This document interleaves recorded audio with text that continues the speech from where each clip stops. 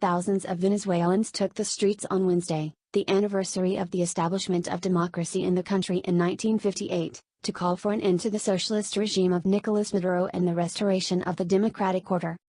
Photos and videos of streets flooded with protesters throughout the country, from the capital Caracas to far west Táchira province, began to surface on social media early Wednesday afternoon as attendees began to congregate. At press time, the protests remain ongoing, so no statistics on the number of protesters in each city are available. Juan Guaidó, the president of the Venezuelan National Assembly, organized the protests. The National Assembly, which Maduro does not recognize, is the only remaining democratically elected institution in the country. Maduro attempted to illegally erase the legislature with the creation of a National Constituent Assembly to write laws, made up exclusively of members of Maduro's United Socialist Party of Venezuela, PSUV, and Maduro family members, including his wife and son. Guaidó called the protest to officially declare Maduro an usurper and, appearing at the Caracas protest, took an oath of office as the official interim president of Venezuela. Guaidó is a member of the Popular Will Party, the party of political prisoner Leopoldo López.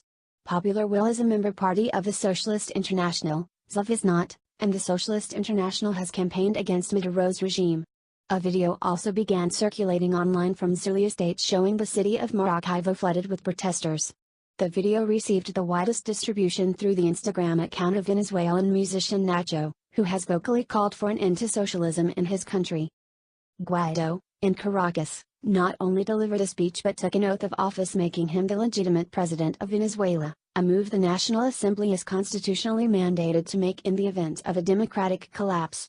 In Caracas he was joined by another major figure in the Venezuelan resistance, López's wife Lilian Tintori, who expressed her support for the National Assembly. "We want an end to this dictatorship, we want the usurper to leave.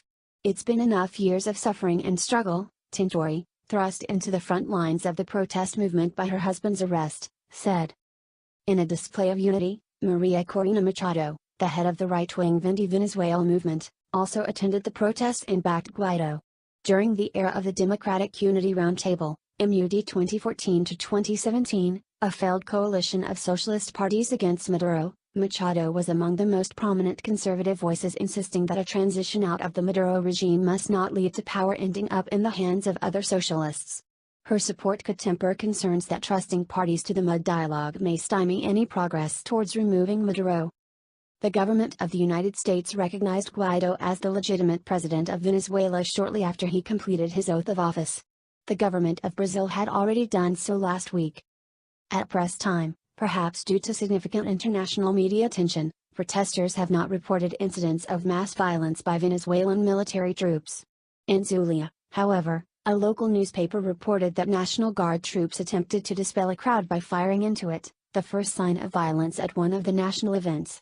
Many protesters fear that more violence will occur after the sun begins to set and troops can use the cover of night to target, assault, and kill protesters, as they did during the protests of 2014 and 2016.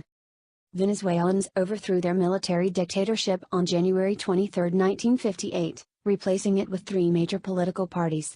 The parties signed an agreement known as the Panafijo Pact shortly thereafter, in which they declared they would hold free and fair elections, accept the results of those elections, and refrain from violence. The pact kept Venezuela's democracy intact until the rise of Hugo Chavez, a socialist dictator who had failed to enact a coup in the early 1990s. In 1999,